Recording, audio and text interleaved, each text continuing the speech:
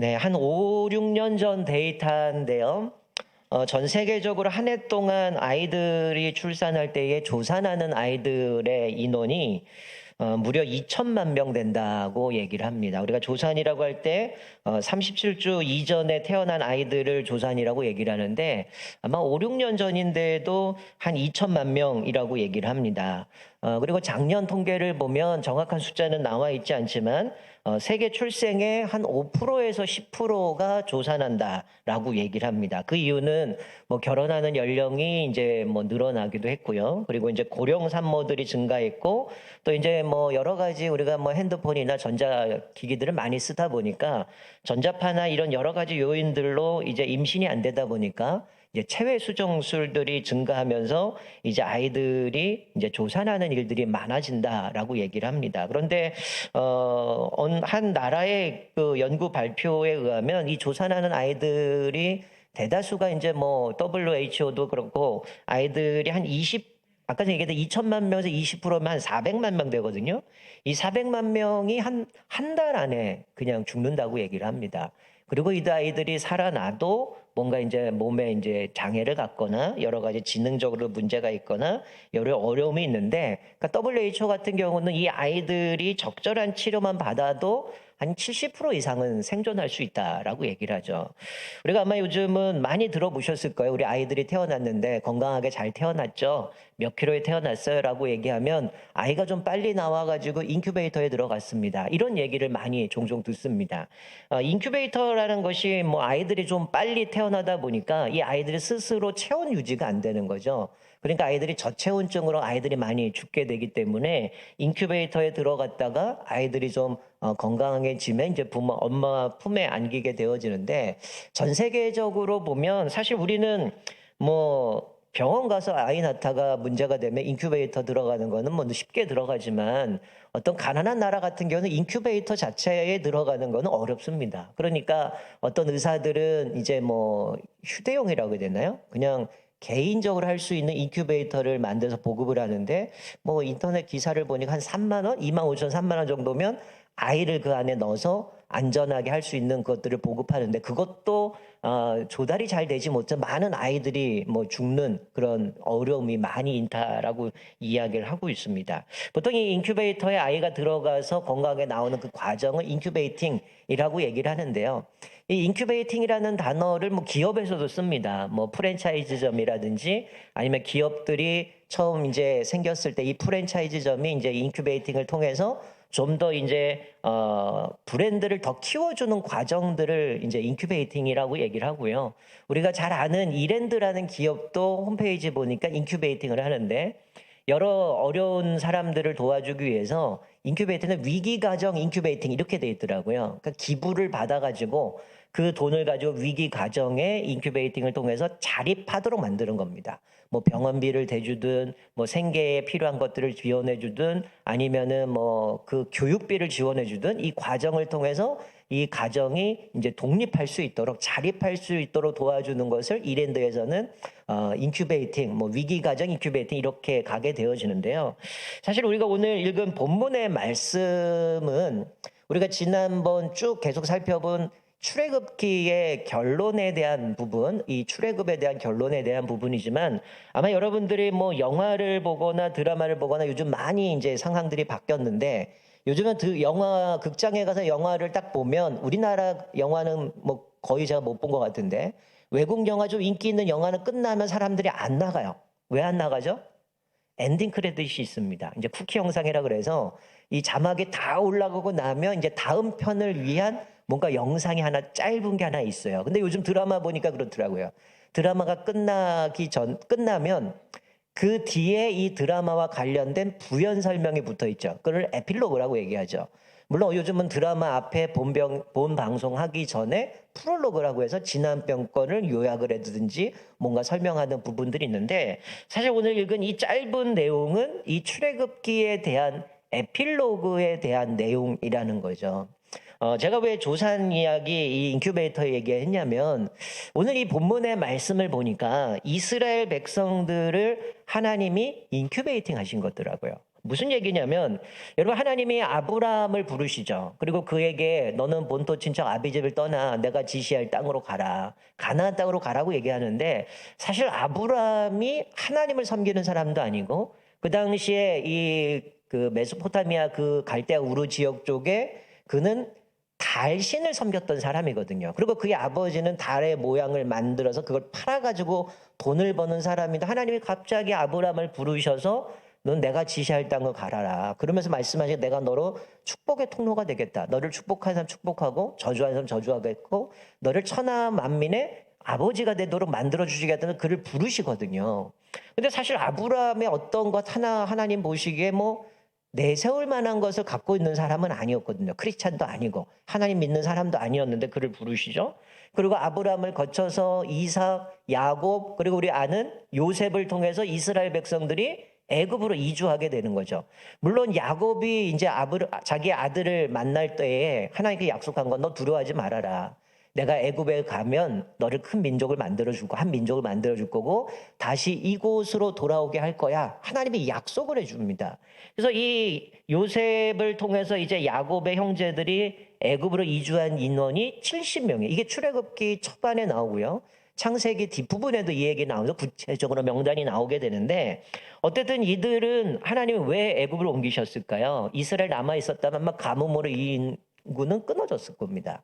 근데 하나님이 70명을 애굽에 인도하셔가지고 인큐베이팅 하시는 거죠. 그들을 안전하게 보호하셨는데 은혜를 주시니까 어떻게 됩니까? 그 심한 기근 속에서도 은혜를 입고 거기서 머물 뿐만이 아니라 이제 요셉과 이제 그 하나님의 역사하심을 본 사람들을 통해서 그때는 평안하게 살았죠. 그러면서 하나님의 은혜 가운데 이들은 어때요? 점점 많은 숫자로 불어나게 됩니다. 그런데 요셉도 죽고 하나님의 행하신 일들을 기억하지 못하는 사람들이 이제는 이스라엘 백성들을 압제하기 시작했죠. 바로가 요셉도 모르고 그리고 하나님이 이들을 통해서 어떻게 은혜를 주셨는지를 전혀 모르는 겁니다. 그들을 핍박하게 되는데 여러분 바로가 뭘 합니까? 이스라엘 백성들이 자기 숫자보다 많으니까 어떻게 해요? 남자들이 태어나면 강물에 빠뜨려 죽이라는 거예요. 근데 하나님의 은혜로 이 히브리파 산파들이 어떻게 해요? 거짓말을 합니다. 내가 먼저 도달하기 전에 얘네들이 힘이 좋아가지고 그냥 순풍순풍 애를 낳다 보니까 제가 강물에 빠뜨릴 수가 없습니다. 이래갖고 아이들을 살려주게 되는데 하나님은 그들에게 복을 주셨다라고 말씀합니다. 그런데 하나님은 이스라엘을 구원하시기 위해서 누구를 남겨두셔요? 모세를 남겨두시죠. 이 모세도 아버지 어머니가 숨겨 키우다가 더 이상 이 울음소리도 커지고 키울 수 없으니까 하나님이 사실은 이 모세를 인큐베이팅 하신 거죠. 여러분 갈대 상자에 모세를 담아서 물에 흘려보내는데 저는 이 갈대 상자가 하나님이 이 모세를 건지시기 위한 마치 인큐베이터가 아닌가 생각이 들어요. 여러분 갈대 상자란 히브리어 원문을 보면요. 노아 홍수에 홍수 났을 때에 하나님께서 노아와 가족들을 안전하게 구했던 방주라는 그 단어와 똑같은 단어예요. 그러니까 하나님이 모세를 물에서 건지시고 노아를 홍수에서 건지셨던 것처럼 이 모세를 건지시죠. 그런데 이 하나님께서 이 모세를 선택하셔서 사실은 물에 흘려보내는데 만약에 바로의 공주가 딱 보자마자 이것들 히브리 인간이들이네 이거 다 죽여야겠다 이 생각이었다면 모세는 끝났을 거예요. 근데 하나님이 그 마음을 만져주셔 어떻게 해요? 아이를 보니까 사랑스러운 겁니다. 그랬더니 그것을 지켜보던 누이가 어머니를 유모로 소개해주고 그리고 젖될 때까지 보호를 받게 되는 거죠. 그리고 이제 40년 동안 이 바로의 궁에서 온갖 학문들과 여러 가지를 배우고 나서 내가 좀 자기 백성을 돌보기 위해서 나갔다가 이게 뜻하지 않게 애굽 사람을 쳐 죽여요.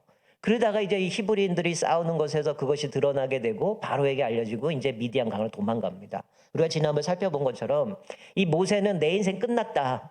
야, 이거 내가 그냥 그때 그것만 안 했어도 좀 났을 텐데 이제 내 인생 끝났다라고 생각을 하게 되지만 사실은 하나님이 그 미디안 광야 이드로의 그 양을 치면서 그가 느끼지 못했던 그 40년의 세월은 하나님이 그를 인큐베이팅 하신 거죠. 왜냐하면 이제 이스라엘 백성들 출애굽을 하잖아요. 그리고 그들이 불순종으로 40년 동안 광야 생활을 해야 되는데 물론 하나님이 주도적으로 이끌어 가시지만 사실은 그 이스라엘 백성들을 이끌 수 있는 최적의 지도자가 모세 아니겠습니까?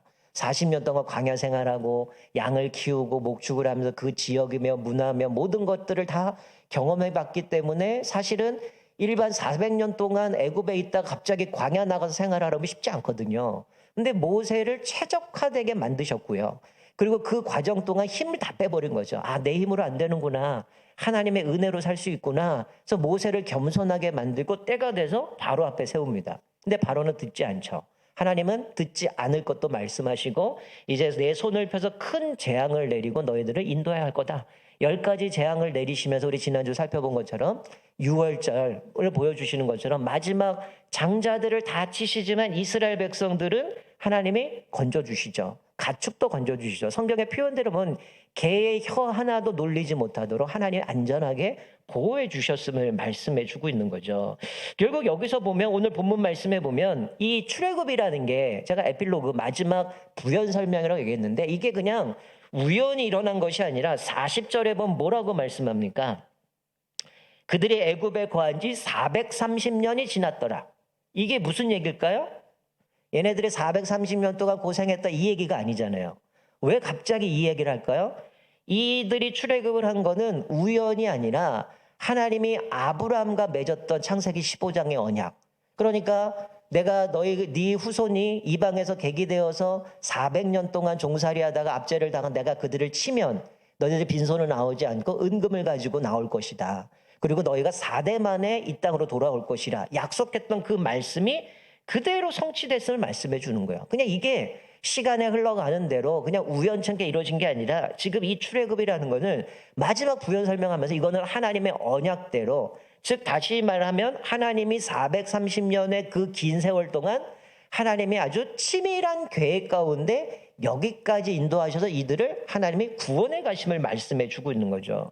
여러분 70명이 요셉을 통해서 애굽으로 이주했을 때 여러분 장면을 기억할 거예요. 형들이 애굽에 갔을 때 요셉이 자기 동생인지도 모르고 무릎 꿇고 했던 것처럼 이 히브리 민족이 애굽에게 있어서는 아무것도 아니었거든요. 그러니까 70명에 이주했는데 이들은 유목민이었기 때문에 또 애굽 사람들은 그 유목하고 하는 사람들은 가축 치우는 사람들은 아주 가증하게 생각하고 이방인들은 모처럼 생각했기 때문에 별로 상종하지도 않았단 말이에요. 그런 천한 민족이었는데 이제 하나님이 그들을 인큐베이팅하고 훈련시키시고 이제 거대한 민족으로 만드셔서 오늘 본문 말씀에 41절에 보면 이들을 이렇게 말씀하죠.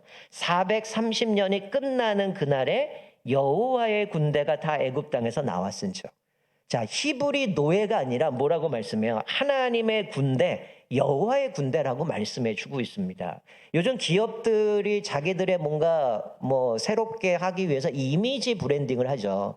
뭔가 이 기업들이 예전의 모습이 아니라 우리는 새롭게 뭔가 합니다. 우리가 뭔가 새롭게 뭔가를 도전하는 이런 얘기를 하면서 이미지 브랜딩에서 로고를 바꾸든지 여러 가지 하게 되는데 지금 하나님은 이스라엘 백성들을 그동안 노예 생활하고 별 볼 일 없는 민족이 아니라 지금 본문에 와서는 뭐라고 얘기해요? 하나님의 군대다. 하나님의 백성이라고 말씀해 주고 있는 거죠. 그러니까 70명이었던 그 이스라엘의 별 볼 없는 히브리인들을 37절에 보니까 이들의 숫자가 60만이 돼요. 이게 장정만 해당되는 거니까 어린아이들, 노년들 다 합치면 보통 200에서 300만 정도 됩니다. 그러니까 이들은 일종의 대군을 만든 거죠. 그러니까 히브리 노예들, 별 볼 일 없는 사람들 이렇게 생각했던 그들을 하나님께서 그들을 잘 양육하고 훈련시키셔서 이제 여호와의 군대로 만들어 가시는 거죠. 우리가 지난번에도 살펴봤던 것처럼 사실은 이스라엘 백성들이 출애굽을 하기 전까지 애굽에서 얼마나 많은 고생을 합니까? 그런데 하나님은 그 모든 과정들을 하나님의 계획 가운데에 일일이 다 말씀해 주고 이런 일이 있을 거고 그러나 바로는 움직이지 않을 거고 그런데 내가 또 이렇게 해서 너를 이끌어 갈 거야 라면서 모든 것들을 다 말씀해 주셨어요. 그러니까 우리가 지난주 말씀드렸던 6월절은 뭐예요? 이스라엘 백성들이 재앙을 당하지 않은, 그러니까 마지막 10번째 재앙의 장자를 치는데 그 6월 뛰어넘는다라고 해서 6월절을 지키면서 하나님이 이스라엘 백성들을 재앙을 넘긴 구원을 기념하는 절기라면 오늘 본문에 이들이 급하게 나와서 먹을 게 없죠. 그래서 누룩이 없는 무교병을 먹습니다. 제가 지난주 말씀드린 6월절과 무교절은 같이 간다 그랬죠. 6월절 지키는 날 그리고 그날부터 일주일이 무교절이라고 그랬는데 오늘 이 6월절을 지나서 저녁에 이들이 무교병을 먹는 모습 가운데 이제 무교절이 시작됐다는 얘기고요. 이제 13장부터는 이제 주중에 우리가 살펴보겠지만 무교절의 절기를 또 구체적으로 이제 모세를 통해서 말씀해 주고 있는데 어쨌든 이들은 두 가지를 지키는 거죠. 하나님이 마지막 10번째 재앙에서 자기를 뛰어넘는 재앙을 이기게 하셨던 구원하신 날을 기념하는 유월절. 그리고 무교절은 이들이 이스라엘이 애굽에서 나온 날을 기념하는 날이 무교절입니다.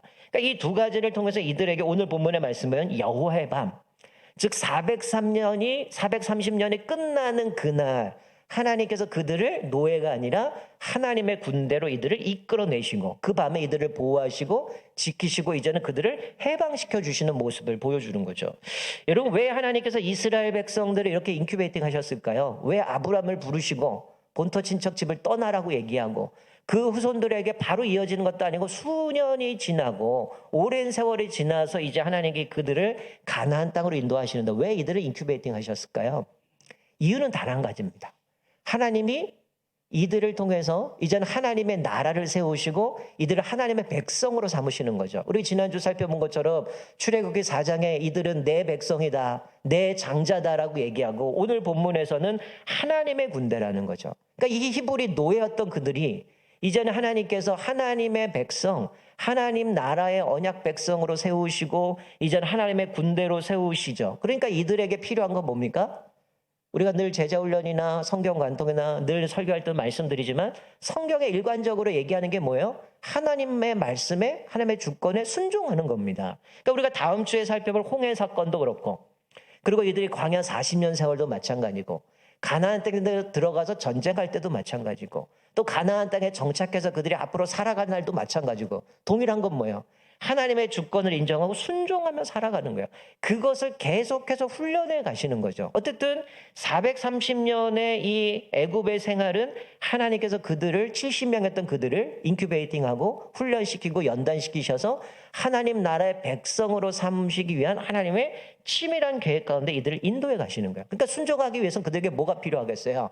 그럼 우리가 뭘 순종해야 됩니까? 뭘 배워야 됩니까? 그래서 그들에게 하나님 나라의 백성이니까 하나님 나라의 백성으로 살아갈 규칙을 주시는데 여러분 이들이 출애굽하고 나서 바로 직선거리로 가나안 땅에 들어가면 며칠 걸리지 않습니다. 근데 왜 하나님은 블레셋길 바닷길로 안 보내고 위트로 돌리셨을까요? 성경 분명히 그렇게 얘기하죠. 이들이 만약에 그 바닷길로 갔으면 블레셋과 전쟁 가운데 이들이 애굽으로 돌아가려고 하고 하나님을 버리고 다시 돌아가려고 하기 때문에 하나님이 일부러 돌리셨다라고 얘기를 합니다. 그러나 이들을 돌리셔서 가장 먼저 간 곳이 어디입니까? 시내산이잖아요. 그 시내산 뭘 주셔요? 하나님의 백성으로 살아갈 원리들과 규칙들을 주시죠. 자, 자막을 볼까요? 출애굽기 19장 5절 말씀에 보면 이렇게 말씀합니다. 자, 세계가 다 내게 속하였나니 너희가 내 말을 잘 듣고 내 언약을 지키면 순종하라는 거죠. 내 말을 잘 듣고 내 언약을 지키면 너희는 모든 민족 중에서 내 소유가 되겠고 너희가 내게 대하여 제사장 나라가 되며 거룩한 백성이 되리라. 너는 이 말을 이스라엘 자손에게 전할지니라. 이 모세를 통해서 하나님께서 이 말씀을 주시고 세계가 다 내게 속했으니 네가 내 말을 잘 듣고 내 언약을 지키면 모든 민족 중 너희들은 내 소유가 될 거다. 그리고 너희들은 제사장 나라가 되고 거룩한 백성, 하나님의 백성이 될 거다. 그런 내 말에 순종하기만 하면 하나님은 그들에게 약속하신 복을 주시겠다고 말씀하는 거죠. 여러분 오늘 이 짧은 말씀을 또 우리에게 주시는 교훈이 뭡니까? 첫 번째는 하나님은 우리도 지금 여전히 인큐베이팅 하신다는 거예요. 한번 여러분 인생을 한번 돌아보세요. 내가 예수 믿고 정말 내 삶의 많은 부분들이 하나님이 훈련해 가시는 과정이라는 생각이 듭니다. 우리가 뭐 신학적으로 보면 사실은 우리가 예수 믿고 구원받았다고 얘기하지만 예수님 재림하는 그날까지 우리는 계속해서 성화의 과정을 걸어가거든요. 오늘 이스라엘 백성들을 아브람을 부르시고 그들의 애굽에서 그들을 430년 동안 훈련하신 과정은 하나님의 백성으로 만들어 가시는 과정이거든요.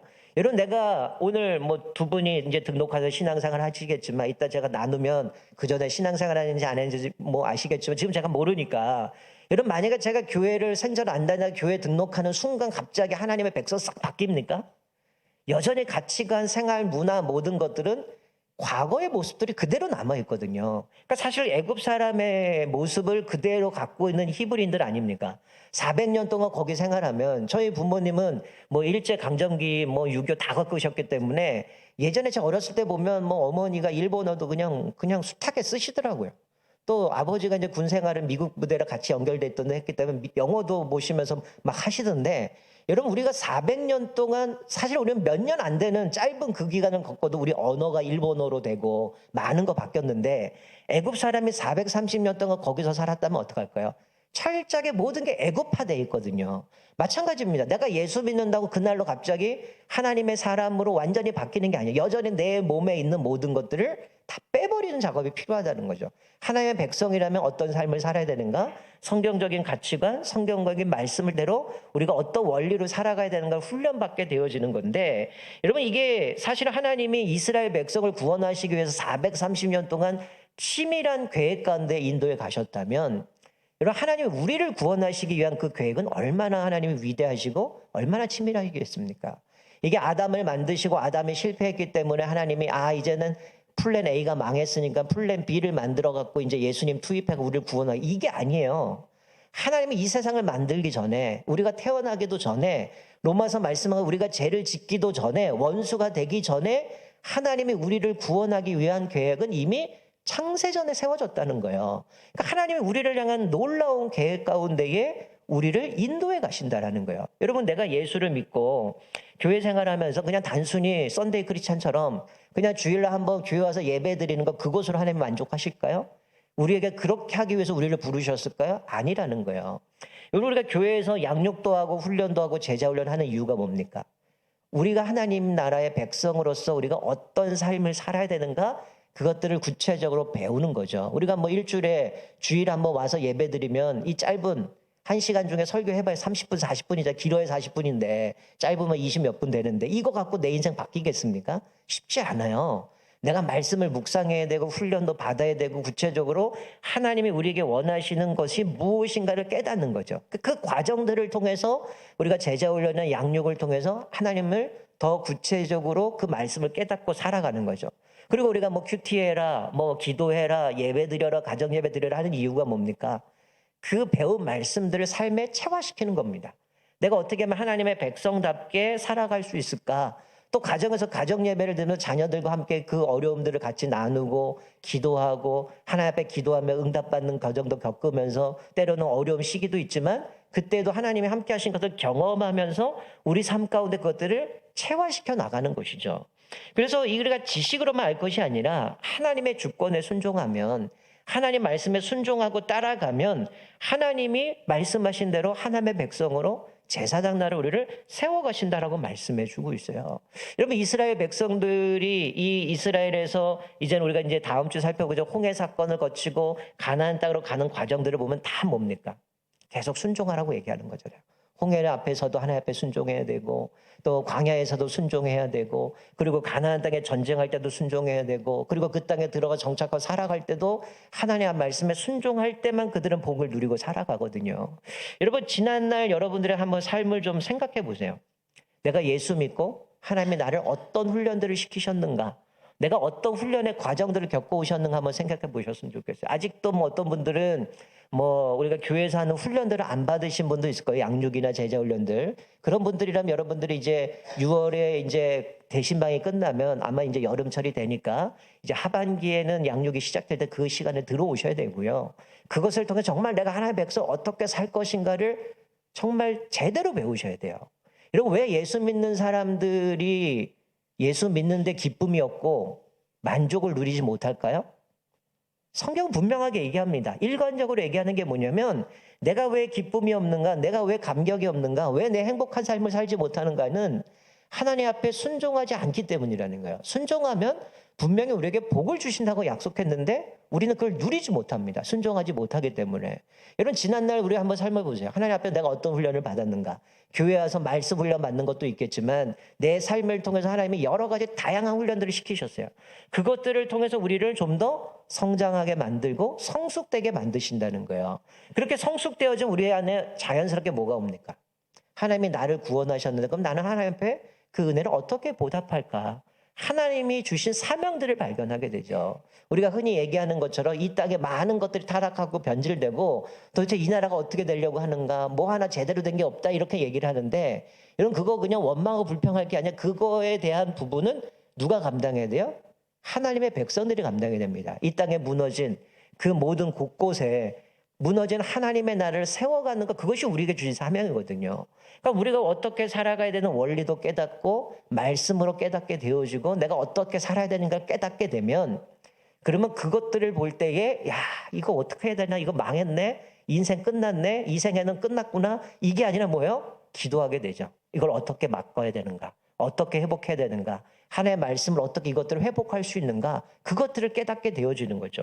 결국 하나님의 이 과정을 통해서 우리를 어떻게 하나님이 사용하시기에 적합한 사람으로 만들어 가시는 겁니다.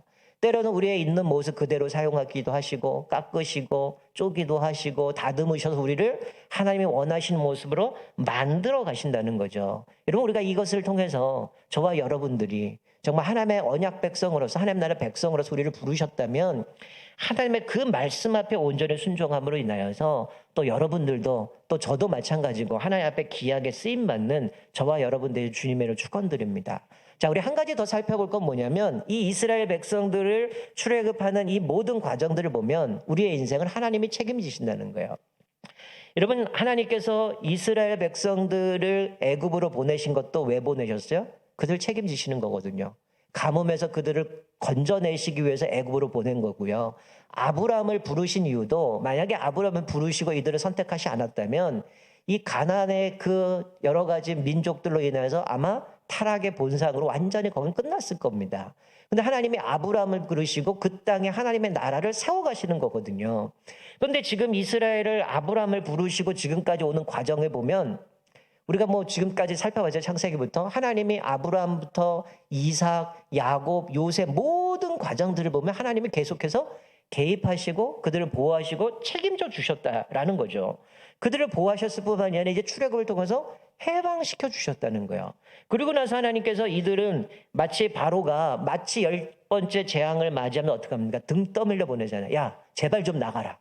그래서 하나님께서 그들에게 은혜를 입히셔서 나갈 때에 빈손으로 나가지 않고 애굽 사람이 은금 패물을 받고 나오게 만들어요. 아주 급하게 나갑니다. 그러니까 하나님이 옷을 입고 허리띠를 띠고 그러면서 음식 먹고 이제 유월절을 지키게 하셨던 것처럼 이 구원이 급박하게 이뤄갔다는 거예요. 바로가 정신 못 차릴 때죠. 정신 차리고 나면 어떻게 할까요? 후회하잖아요.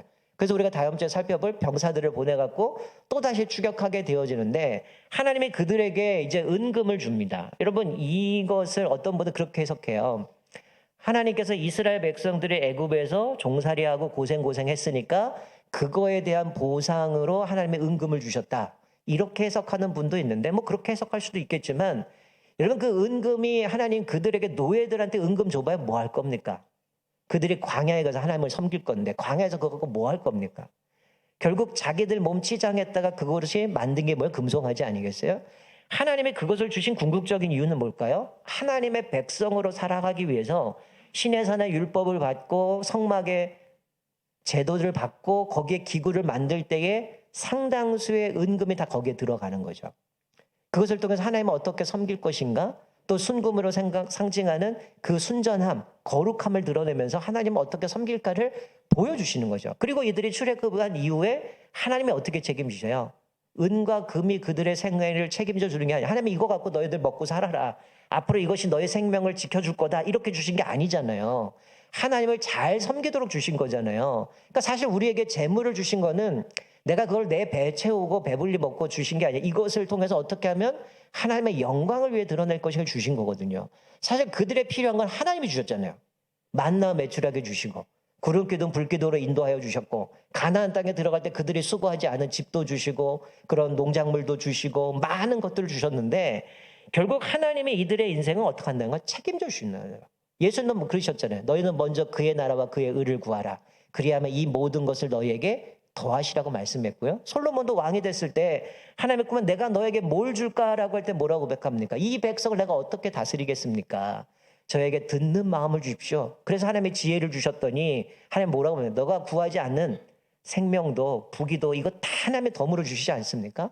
사실 우리가 지금 코로나 기간 동안 사실은 지금 미국이 금리를 올려가지고 지금 난리가 났잖아요. 여러분, 지금 젊은 사람들이 착각하는 게 뭐예요? 이 코로나 기간 때 해외여행 못 나가고 돈 못 쓰고 밖에 나가서 뭐 할 수 없으니까 그 돈 다 어디다 갖다 넣었어요? 주식에 투자하고 코인에 투자했잖아요. 근데 어떻게 해요? 지금 반토막이 났잖아요. 왜 그래요? 정상으로 돌아가니까 그 돈이 다 빠지는 거죠. 내가 나가서 놀러도 가고 여행도 가고 그리고 금리 올라가고 전쟁 나버리니까 다 끝나버리잖아요. 여기서 그렇게 깨닫는 게 뭡니까? 그런 것들이 우리를 책임져 주지 않는다는 거예요. 우리를 책임져 주는 건 오직 하나님의 말씀에 순종할 때 하나님이 이 모든 것을 주신다라는 거야. 이스라엘 백성들이 애굽에서 종살이 했는데 이 모든 것을 다 주시고 가나안 땅에도 하나님 이미 다 예배해 놓으셨고 광야에서 지내는 동안 신명기 보면 뭐라고 말씀합니까? 의복이 헤어지지 않고 신발이 부르트지 않고 하나님이 그들을 책임져 주셔요. 만나 메추라기를 가나안 땅에 들어가기 전날까지 하나님 매일매일 공급해 주셔서 그들을 책임져 주잖아요. 이 과정을 통해 하나님이 주시는 건 뭡니까? 하나님이 우리를 책임져 주시기 때문에 어려움이 있고 손해가 있고 고난이 있을지라도 불평할 이유가 없는 거죠. 하나님 앞에 신뢰하고 순종하고 살아가면 우리를 책임져 주시기 때문에 우리가 낙심할 이유가 없다는 거죠. 자, 우리 시편 100편 3절 자막을 보시고 우리 같이 한번 읽을까요? 자, 시편 100편 3절 같이 한번 읽겠습니다. 시작. 여호와가 우리 하나님이신 줄 너희는 알지어다. 그는 우리를 지으시니요 우리는 그의 것이니 그의 백성이요 그의 기르시는 양이로다. 자, 뭐라고 말씀합니까? 여호와가 우리의 하나님이신 줄 너희가 알지니라. 여호와가 우리 하나님이시고요 우리를 지으신 분이고 우리는 그분의 것이기 때문에 그분이 우리를 그리시고 우리를 책임져 주신다는 거예요. 여러분의 자녀들 있잖아요. 자녀들이 고통받고 있는데 부모가 남몰라 합니까? 애가 힘들어하고 병 걸려갖고 막 열이 펄펄 나는데 그냥 내버려 둡니까? 어떤 부모가 하면 내버려 두겠어요? 오늘 여기 시편에도 말씀을 그러는 거죠. 여호와가 너희 하나님인 줄 알지라. 하나님이 너희를 지으셨고 너희는 그의 것이고 너희는 그의 백성이니 하나님이 그리시는 양이로다. 하나님이 우리를 책임져 준다는 거예요. 목자가 양들에게 물이 필요한지 풀이 필요한지 때때마다 그를 인도해 가시는 거죠. 우리를 책임져 주신다고 말씀해 주고 있습니다. 우리가 이 짧은 이 출애굽에 대한 마지막 부연 설명인 거죠. 이것은 하나님의 치밀한 계획 가운데 인도해 가셔서 이곳까지 해방시켜 주신 하나님의 은혜임을 보여주시는 거고 우리도 지금도 하나님이 우리를 계속해서 만드시고 다듬어 가시는 과정이라는 거죠. 그것을 거부할 것이 아니라 오히려 기꺼이 하나님 앞에 순종함으로 인하여 그렇게 순종할 때 우리에게 주시는 복 그리고 하나님이 우리를 책임져 준 그 복을 통해서 지금 또 금리로 인하여 우리 가정의 경제 또 직장과 일터의 경제 또 사회적으로 여러 가지 혼란한 마음이 있지만 그럼에도 불구하고 그것이 우리를 책임지는 건 아니고 하나님이 우리를 책임져 주심을 기억하면서 하나님 앞에 순종할 때에 우리에게 약속하신 그 놀라운 복들을 날마다 누리며 살아가시기를 주님의 이름으로 축원드립니다. 아멘. 우리 같이 한번 기도하겠습니다. 이 시간 기도할 때 하나님